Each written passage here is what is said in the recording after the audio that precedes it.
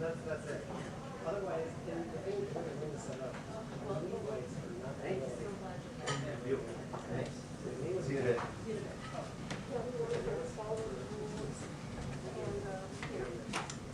Garcia. Hey, what? What now? I'm here for the briefing. Now I'm back. Hey, Steve, you all right? Hey, how Nice, thanks, are very you?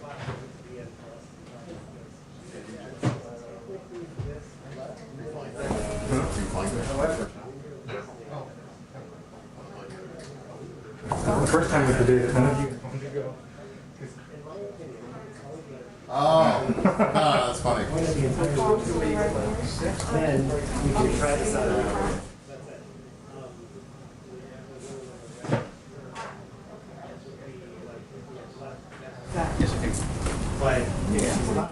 Hello, Steve. I'm good. I'm here. It's Friday. 70 degrees. Happy Friday. I know. I really needed it to be Friday. This has been one long week. You want to hear the question, and you want to hear the question.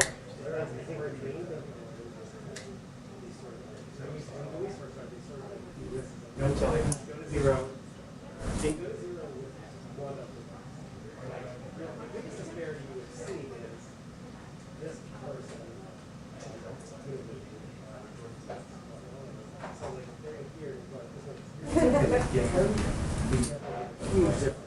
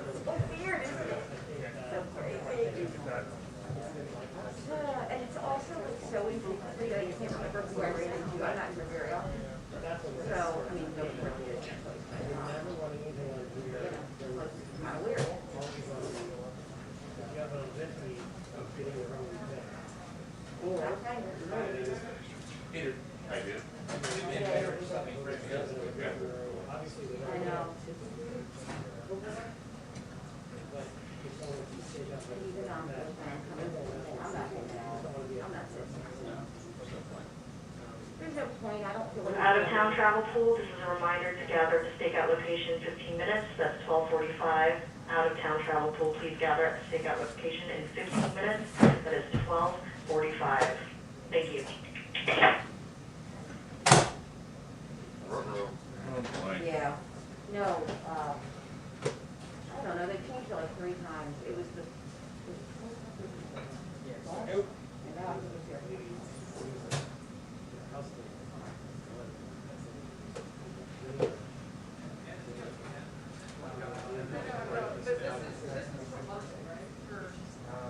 Yeah, so if ISP was until Monday. But also Tuesday they do the gavel because then Wednesday there was a gavel. There was a Yesterday, 18 was here last time. so then 18. That's right. So, the APs are here. Colin? So, it's everybody goes to 3. Much better, thanks. Yeah, I can breathe now. Nice. Good. I'm glad to hear it, John.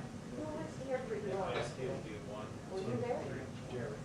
So, Someone I thank don't you. know. Oh, usually, I think it was someone I didn't Yeah. recognize. there's no like rotation. No, once it starts, you can go wherever you want. That's just kind of where we start now. Thank you, Chip. No, no problem. It's not very easy. But we need to write it down too. Yeah. I'll write it down. This. I'll get a pen later and write it down. The thing I is, just really want like someone to make like something with like a spinning. Like a wheel spin? on it. That's a great idea. I don't know how to do it. Yes, you do. it's like right as. We'll figure it out. Yeah, I will. That's my new project. That is a good idea though. Yeah. But then once we figure it out, then we won't need it. We won't need it anymore. I know. I don't know. I still think we're a ways off, so I think a spinning wheel is a great idea. Okay. Yeah, you can back and record, always, we erase it because we have it. So you are 1. And you know with the router, so if you wanted a different setup, Yep, you you're wanted here. your name here. Oh, wait. Destination is 1 2. That's it. Inside, so the destination is 1 2. The only thing to work on that is that the name of the feed itself is not. Thanks, Colin. So like, that's what told us, receive 3. It doesn't do that. So last week, It's just a we chose step. If you want it, or the last. it's probably fine. Right, okay, so that's where we are on that. Yep. And which receiver is, and then you know. The briefing will now be at 12:40. The briefing can be at 12:40 now. I messed up on that last line. So 12:40, 8 minutes. Thanks.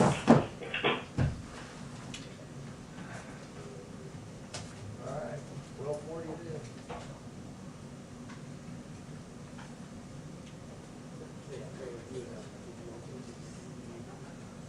Well, whatever. Let's receive. Done. Yeah.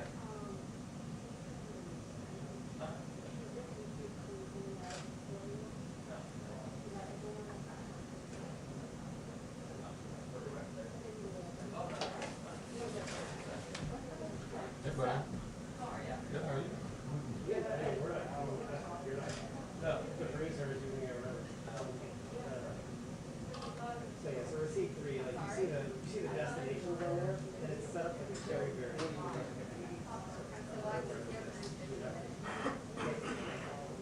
Pick and choose at the same time, like you have destination, and then you have to see the destination. You have to see like, if you want to do, you can't send one to two.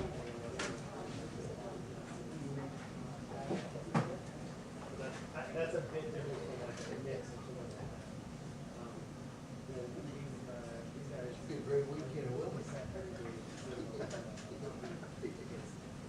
Oh, even if it was together. But. Supposed to storm on Sunday, right? Rather different. How far is the lobby? What? The lobby. Yeah, no, I'm thinking, I'm like trying to make some sort of not spinning wheel.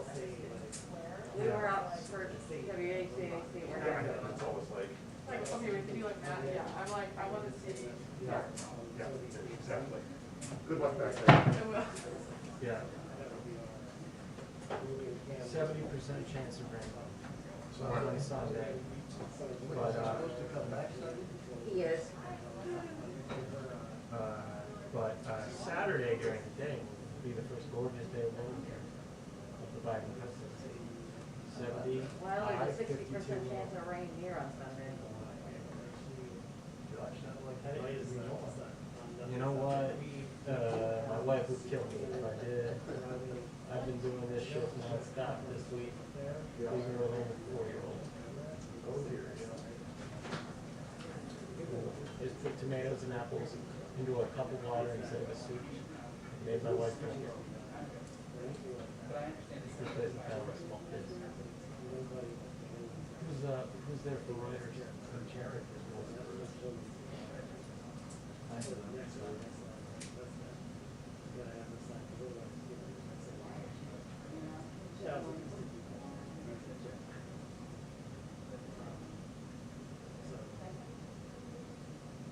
That's the certain thing again is just like, so when it locks, for every reason, these are locked and everything.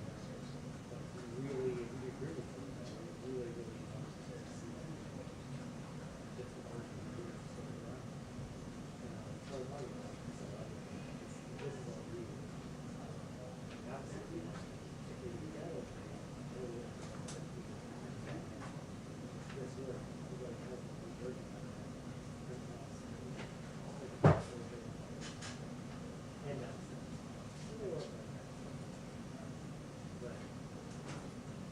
that's like the running thing. It's not a long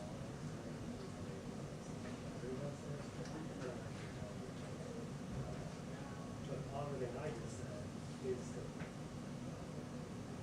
they have screens, obviously, with the screen like that. That's sort of touch screen being on the screen itself. That's this is what comes from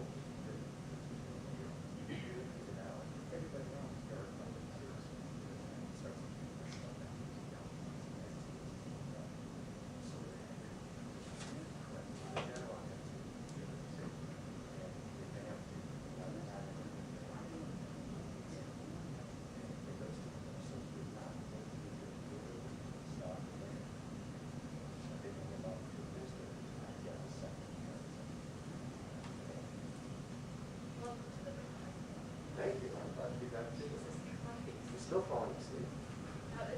It's like time to go home.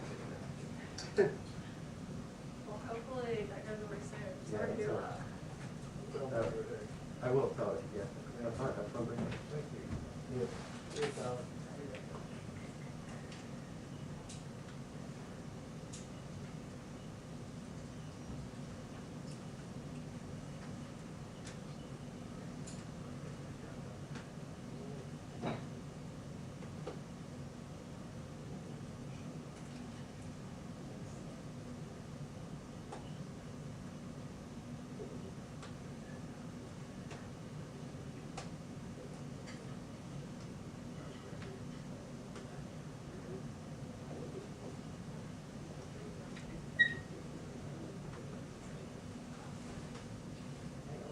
You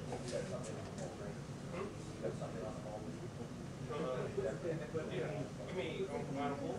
Yeah. Well, I checked on there. Oh, you mean that's fine?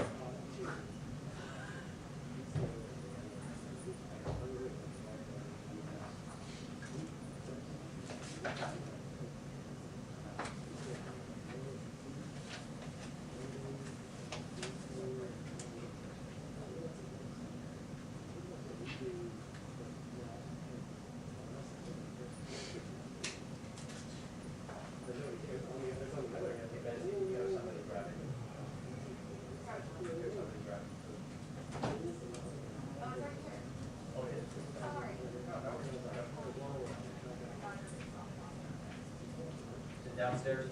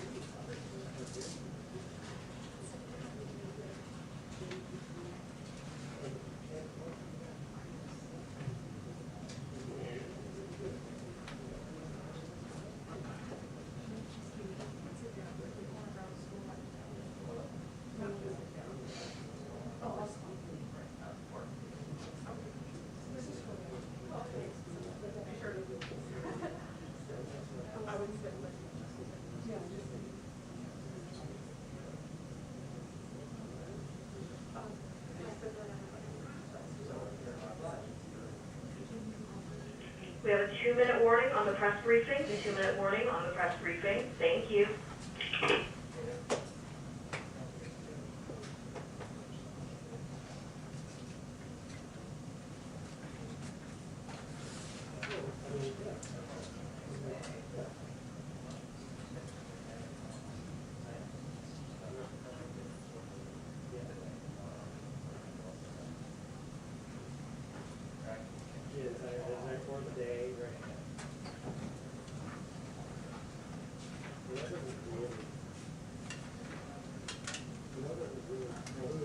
What's up, buddy? You ready? Regular cat, are you going? Sorry. I guess he must.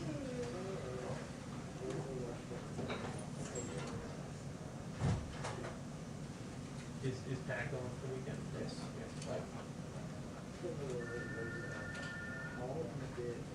What else, man? Good full report. So, Yep. Just the facts. well done. I try not to, you know. You gave me some of your personality, but not too much. I try to let my voice shine through. Yeah. Can I make a few suggestions? Yes, please. And I appreciate the notes. I would try to condense it even further. I would just write 2-minute warning period. I would say, Yeah. you gotta figure your readers know, you know, Maybe also sense of the content. let them use their imagination. Chris, did you pull the 8-minute warning? I did not. Okay, so there I have to remonstrate with you, because I think the 8-minute warning should have been full. We're really getting small sides of that. I just assumed it. Like I. If you want to keep up this number of full reports, I think it's actually okay. That wasn't very good. I'm just sweating.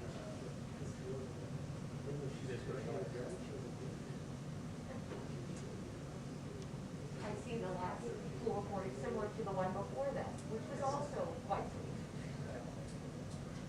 I mean, generally I'm sad, I think it's full reports are really landing. I didn't think you did.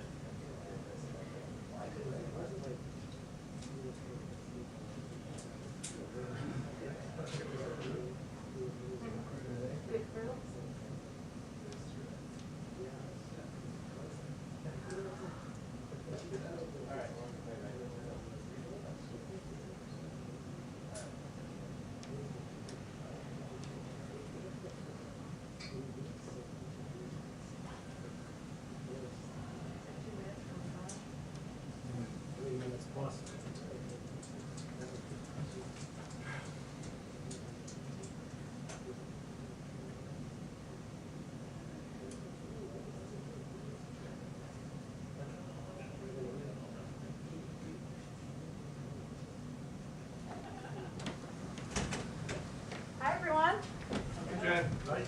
Happy Friday.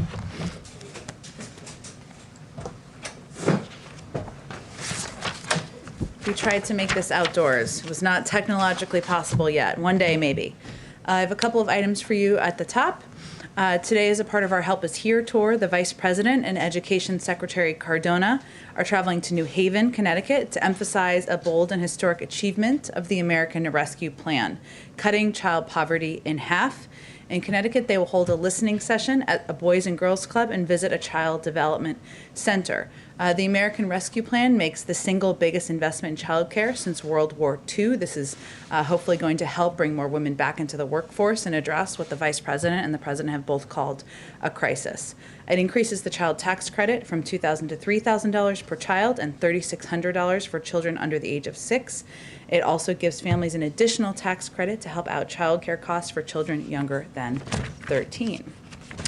As you all have probably seen, there have been some tornadoes in the south. We are monitoring those closely. The severe weather outbreak that's impacting, of course, the southeastern part of the United States. We extend our deepest condolences to the people in Alabama and Mississippi who lost loved ones as a result of the severe weather outbreak.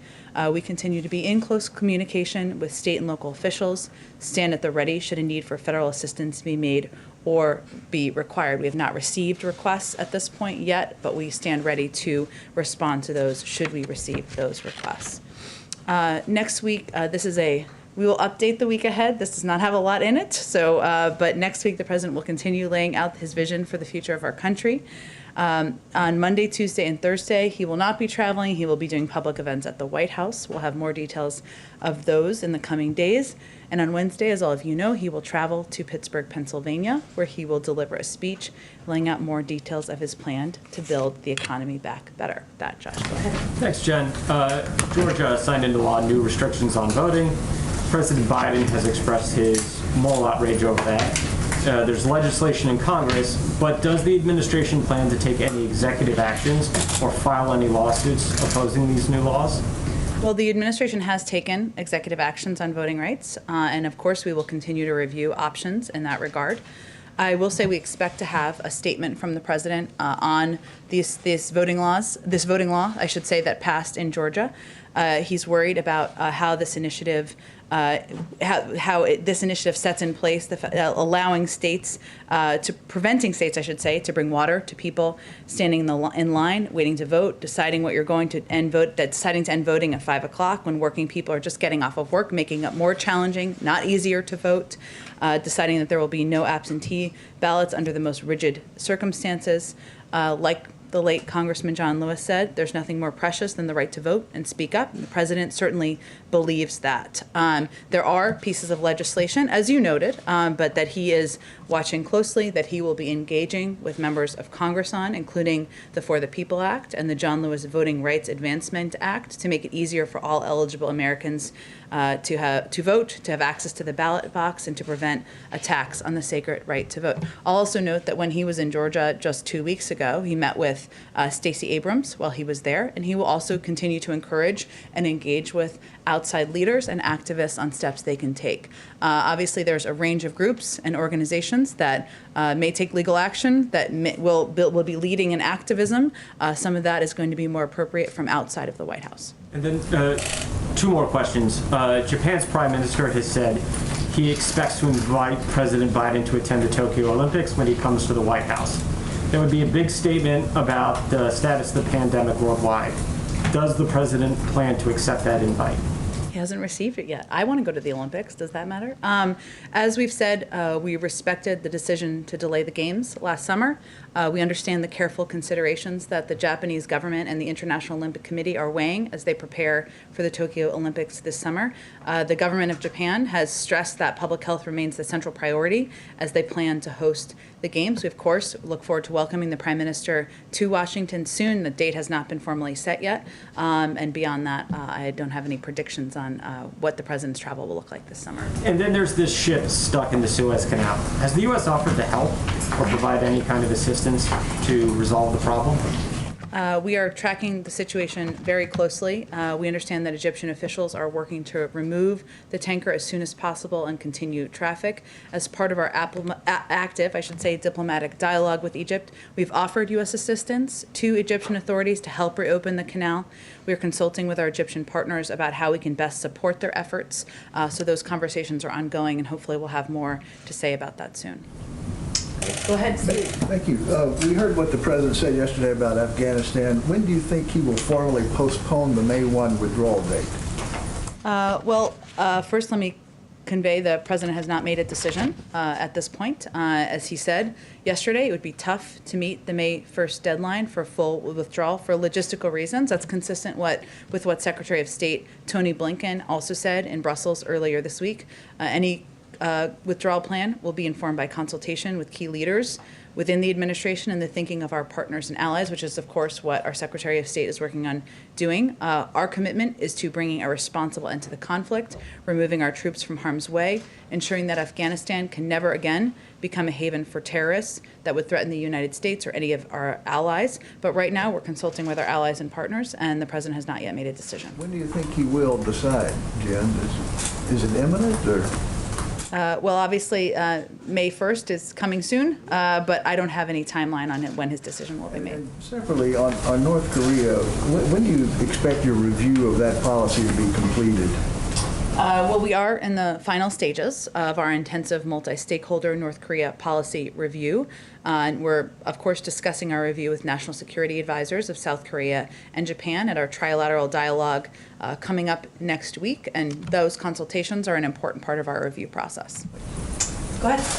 Thanks, Jen. First, I want to follow on the Suez. How concerned is the U.S. about the blockage and its effect on global commerce, trade, goods getting to the U.S. and other places? Well, we do see some potential impacts on energy markets from the role of the Suez Canal as a key bidirectional transit route for oil. And obviously, that's one of the reasons we offered assistance from the United States, and we are in close consultation with the Egyptians about that. We're going to continue to monitor market conditions, and we'll respond appropriately if necessary, but it is something we're watching closely.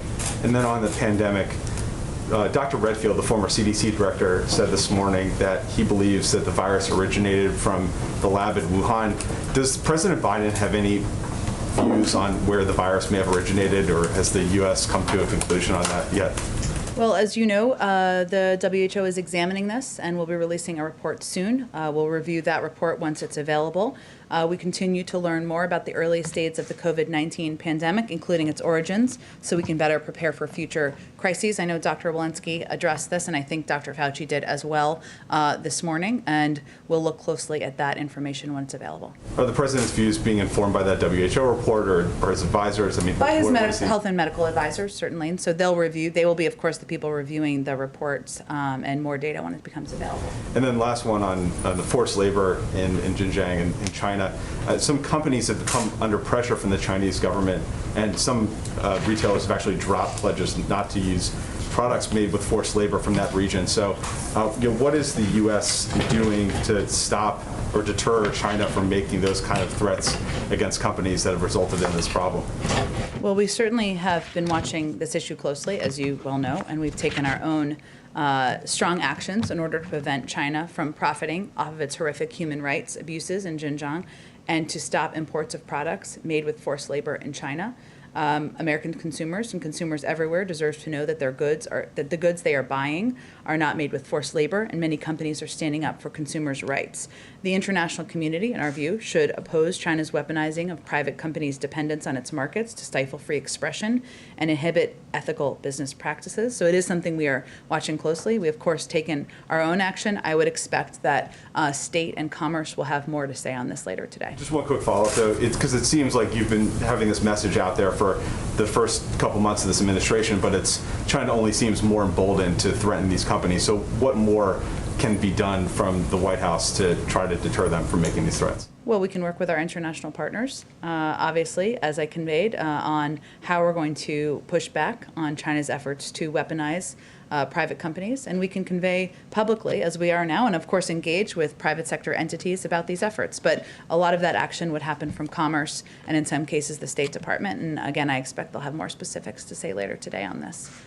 Go ahead, Caitlin. Two questions on the WHO investigation that's coming out. Jake Sullivan, the National Security Advisor, said a few months ago that they had deep concerns about the way that investigation was being conducted. Did they still have those deep concerns? In part because there was a lack of transparency and there was a lack of, we weren't ensured that we would have access to the data available. So there was a delay. They actually delayed the release of that report, which we were encouraged by. We'll have to take a look at it and make sure we have access to the underlying information. So what happens if the report comes out and President Biden is not satisfied with it? Not satisfied with the report? Well, we've also called for an international investigation and look into what's happened and the origin, not just the origin, I should say, the lack of transparency from the Chinese. We have reinstituted or re-engaged with through staffing of our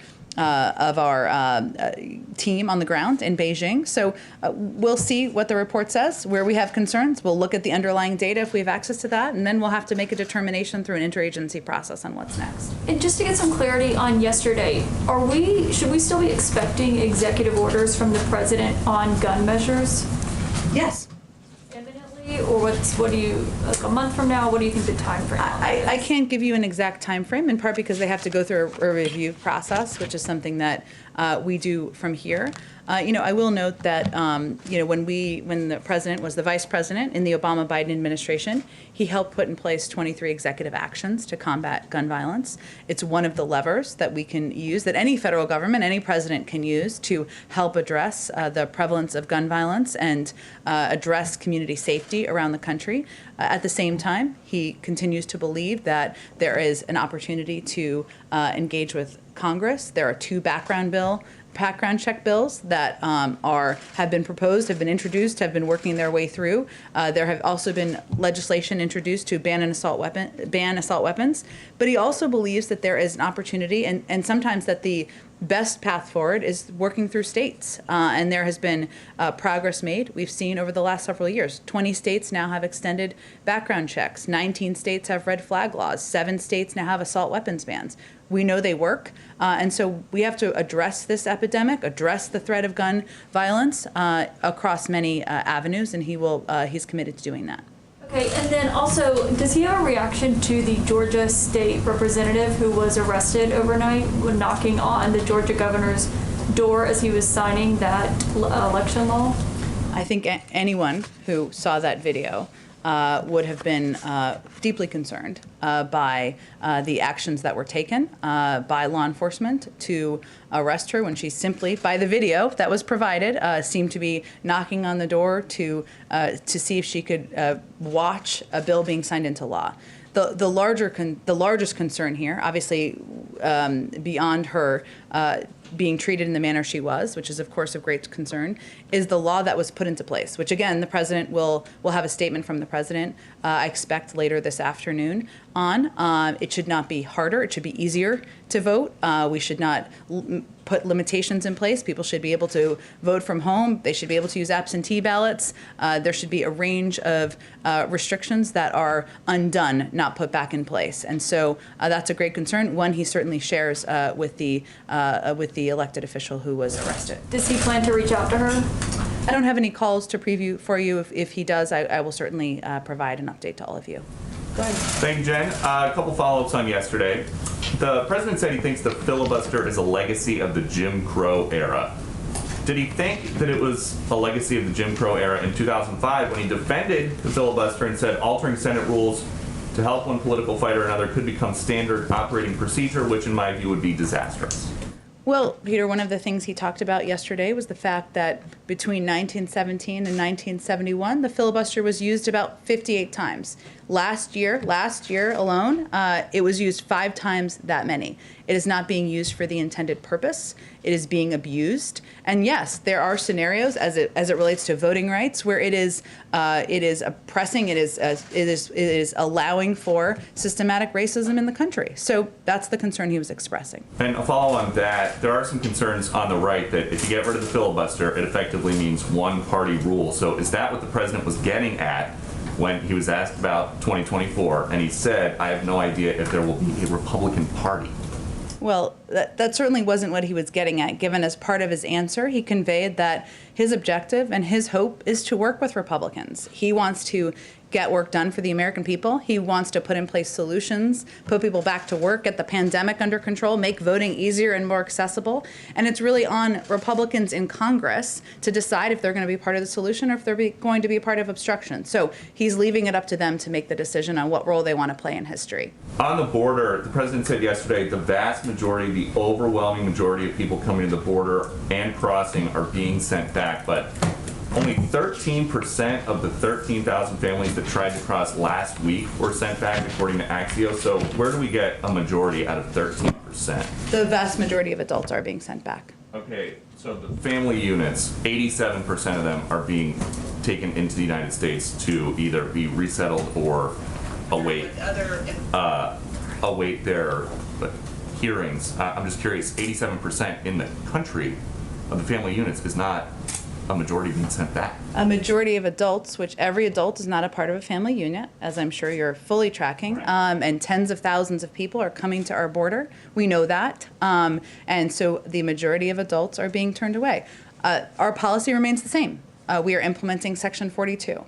As the president touched on, and I touched on a little bit earlier this week, there are capacity issues in Mexico, which we are in discussions with them about addressing. And they are not in a position to accept and take the families that they have in the past. So that's part of the diplomatic discussions that we're having. Okay, and just one more about yesterday. We noticed, starting at the end of the campaign, and then into the transition and here at the White House, anytime that the president has an event where he is given a list of reporters to call on, Fox is the only member of the 5-network TV pool that has never been on the list in front of the president. And I'm just curious if that is an official administration policy. We're here having a conversation, aren't we? Yes, but and do I take questions from you every time you come to the briefing room? Yes, but I'm Has the asking about president taken president. questions from you since you came in? He came into office? Unfortunately, yes or no? Only when I have shouted after he goes through his whole list. And the president has been very generous with his time with Fox. I'm just curious about this list that he has given.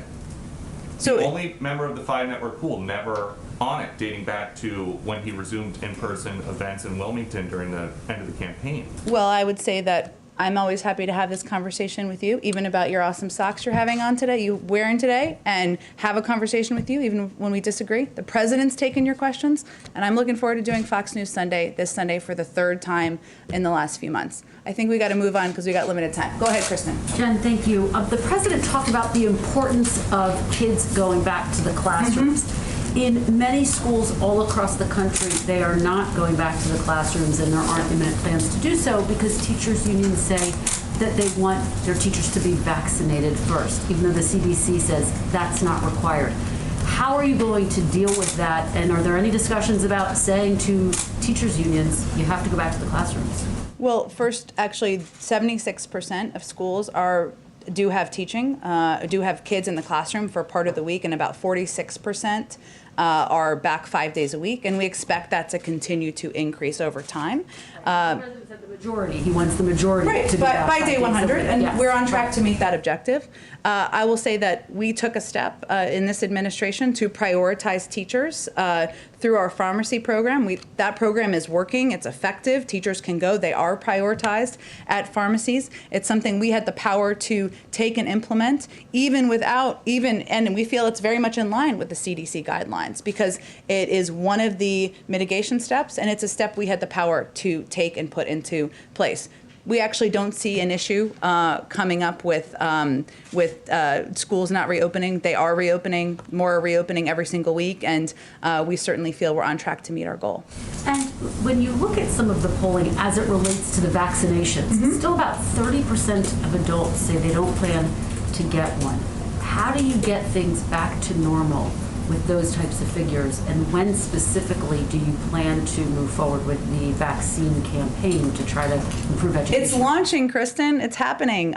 We are launching a public campaign. There are some details that have been out and reported I believe in the Wall Street Journal. We'll get all that information out to all of you. I will say that what we have learned from our own data is that part of our investment and focus needs to be in trusted voices and trusted partners. We've seen some improvement in confidence among a range of communities in the efficacy of the vaccine. That's good news, right? What we have seen concern about, and what we still have concern about, is access, and that is the big issue. Because now, when we start to get to the point where we are trying to reach more and more communities, of course, vaccinate adults, Americans in this country.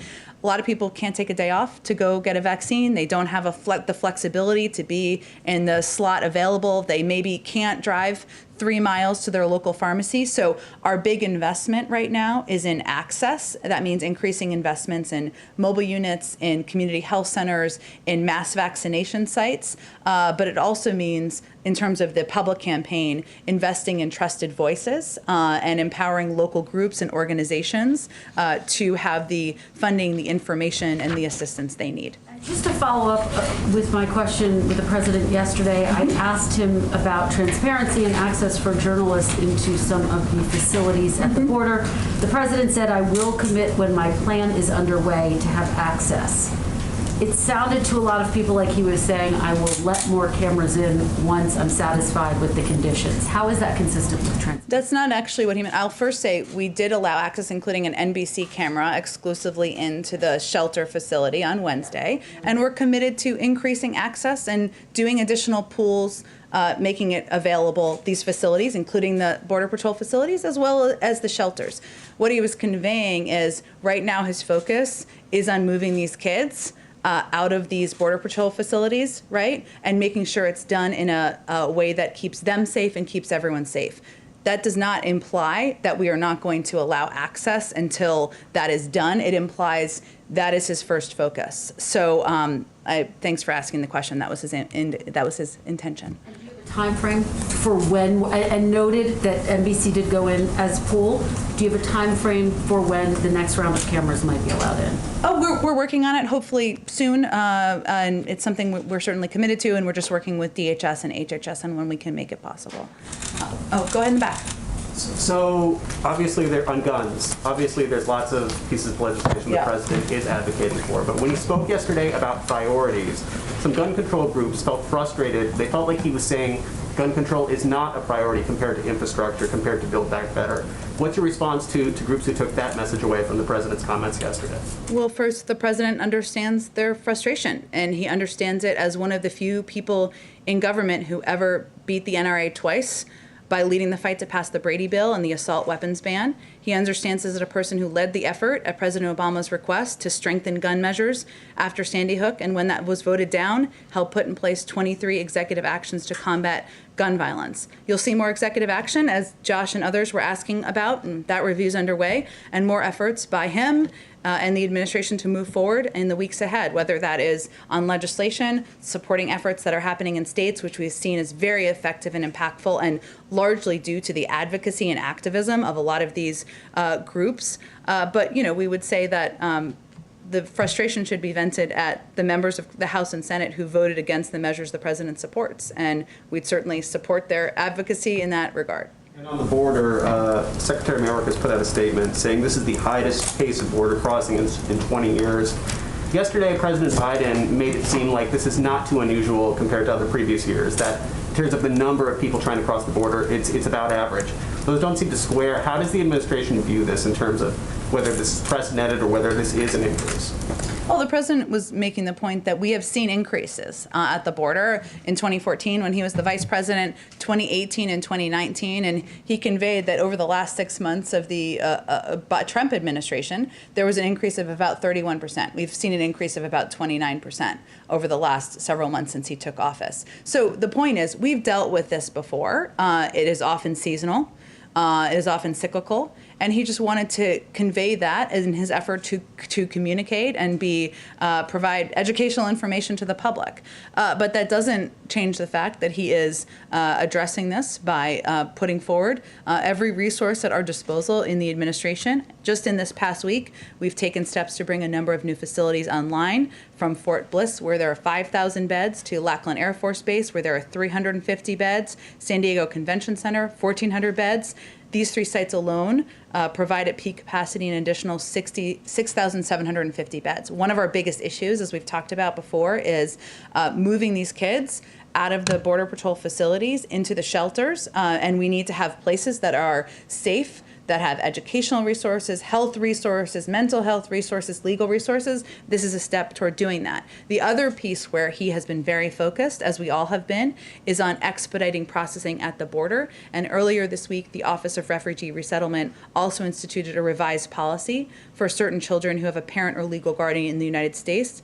This will add more capacity and more swiftly unite kids with relatives and sponsors. So of course there should be a difference if it's a direct family member, a mother or father, and a different kind of adult, right? So there are steps that we're taking to try to expedite even the processing. So our focus is on actions and solutions. We certainly know this is a challenge. It's something he is briefed on regularly and is pushing his team to take more rapid action.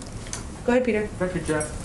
The President has said he wants bipartisan support, I think, for infrastructure package as well. Mm-hmm. Is that possible when Republicans are pretty adamant they don't want tax increases? In other words, how can you achieve bipartisan support for infrastructure if Republicans are drawing a hard line on taxes?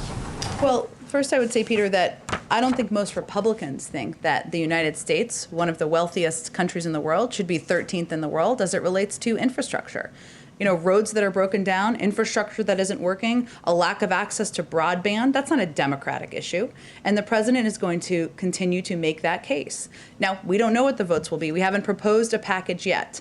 And certainly what it will be tied to and the pay-fors will be a part of that discussion. But he certainly believes there's been a history of support for investing in infrastructure. He has had bipartisan meetings in the White House. He's worked with Democrats and Republicans on getting legislation, getting steps taken in the past. And he's hopeful that, that there's an agreement on that moving forward. Go ahead, Anita. Thanks. 6 former commissioners, FDA commissioners, have called on the president to go ahead and nominate an FDA commissioner. You probably saw this week that the second in command there has announced that she's leaving. I'm wondering when the president plans to appoint someone or nominate someone for the FDA. But more broadly, I wondered if you could talk a little bit about why the president is behind Presidents Obama and Trump on appointing both at the FDA and a variety of other vacancies, including the Deputy Secretary at DHS and the Solicitor General. Well, I'll also point out that the president is also the first president to have all 15 cabinet nominees confirmed on this timeline and without a single one dropping out, if we're just making comparisons between administrations. He certainly wants to have an FDA commissioner in place. He wants it to be the right person. And, there sometimes is a journey on personnel and determining who the right person is for the job, who's willing to do the job, who's available to do the job. And it's a priority, but I don't have an update for you on when he will nominate someone. In general, just on some of these other positions, I take your point about the cabinet. I'm asking about some others, so. What was your question again? Well, just more broadly, why he's behind on some of these other positions that are not the actual cabinet that you've referred to.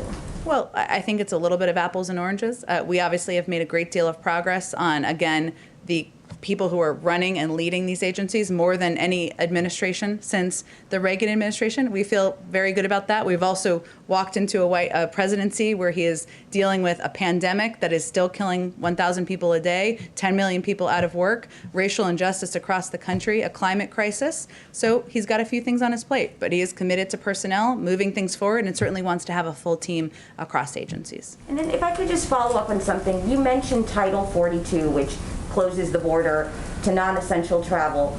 Before President Biden was president, several lawmakers, including then Senator Harris, now Vice President, obviously, called it an unconstitutional executive power grab that had no known precedent or clear legal rationale. Why is that still something that he has not rescinded. What is he reviewing that? What is the situation there? He clearly doesn't agree with the Vice President on that. It's in place for public health reasons, given we're in the midst of a pandemic. That's why it's in place. I think we're gonna have to move on. Go ahead. A couple of COVID questions, Jen. Since January, the number of Americans who have been tested for COVID has dropped off dramatically as more people are getting vaccinated. This is a real concern for public health officials who think that testing is, cornerstone to keeping the pandemic in check. So, what is the administration's plan to make sure that those testing numbers don't fall off further as more people get vaccinated? You're absolutely right, and testing is a key part of returning to normalcy, whether it's schools or workplaces or businesses, especially as we still have a majority of the population that still needs to be vaccinated, although we're working to expedite that. There is funding in the American Rescue Plan.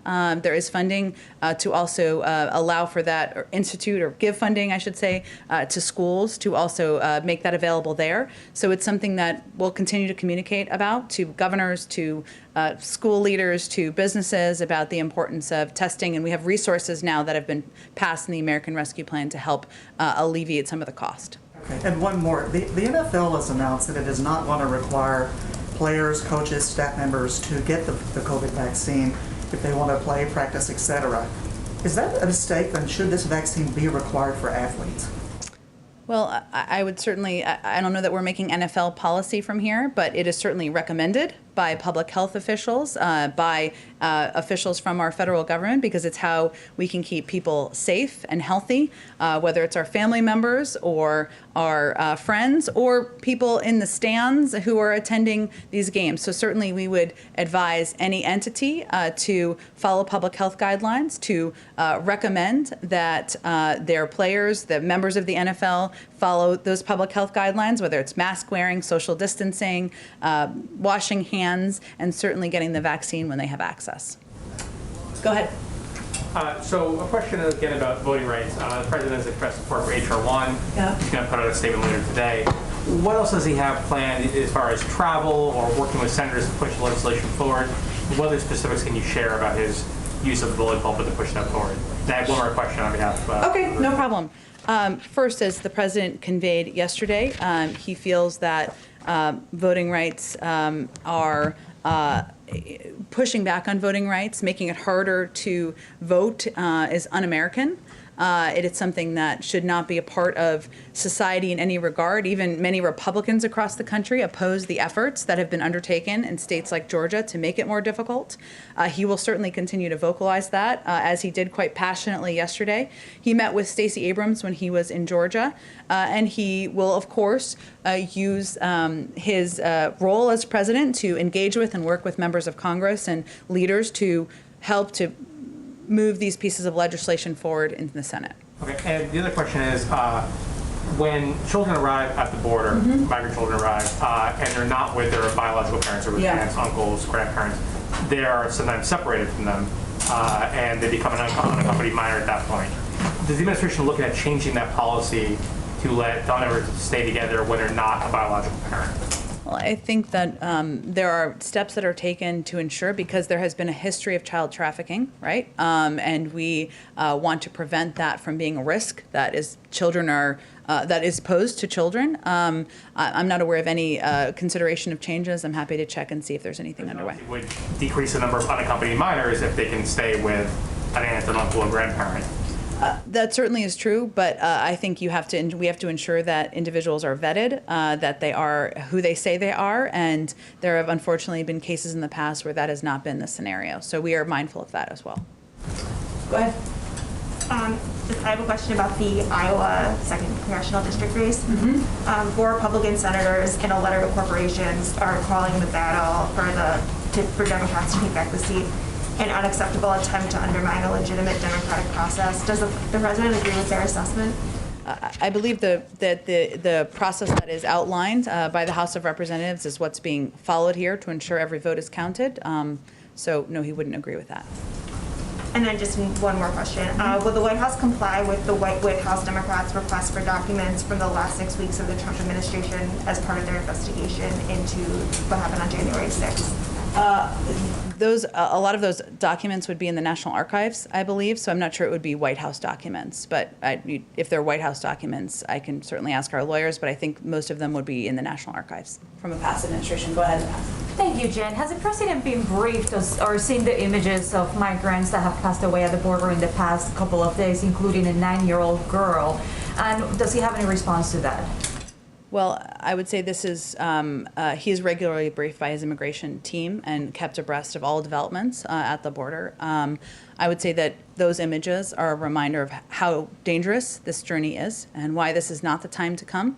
And it's just is a reminder of how important it is that we work together. This is not a partisan issue. This is an issue where we're talking about people's lives, children's lives, and we're focused on working with anyone who wants to be a part of a solution to address the challenges we're facing. And when you and the president yesterday talked about negotiating with Mexico, what is Mexico asking for to take the migrants back? I don't think we're going to get into its private negotiations. I will just say that it's not a question of if, but when we work through with the Mexican government, being able to have the capacity to take some of these families back. Part of the discussion, of course, when Ambassador Jacobson and others were in the region was on exactly these issues, but it was just the first trip. As we announced just a couple of days ago, the Vice President will be playing an important role here. We have just announced an envoy, and these discussions will be ongoing. We didn't expect this first trip to be conclusive. And as you make now the infrastructure package your next priority, where does immigration reform fall on the list of priorities for this White House? Any White House, including ours, has to walk and chew gum at the same time, move forward on a range of priorities, a range of crises facing the country. So we will continue to work with members of Congress, work with outside groups, continue to advocate for moving long overdue immigration reform forward. Go ahead. Yesterday, the President mentioned inviting an alliance of democracies before too long. Yeah. Can you define when before too long might be, and whether it would be to the White House? Bless you. Thank you. Whether they would come to the White House, and how many countries does he envision inviting? That's a great question. He's something he talked about broadly on the campaign trail. I don't have any additional details at this point in time. I expect we'll have some more on our climate summit soon, which would be the next summit type of international engagement. But I don't have anything to preview for you on that particular event. Prime Minister Suga's visit to Washington was announced like 2 weeks ago by the Japanese government, and I wondered why is there a holdup in announcing the date? Oh, it's not. We're working out the final date and logistics. We're looking forward to welcoming the Prime Minister here, but I wouldn't read anything into it beyond that. Thank you. Thanks, everyone. Thanks, Jen. Happy Friday.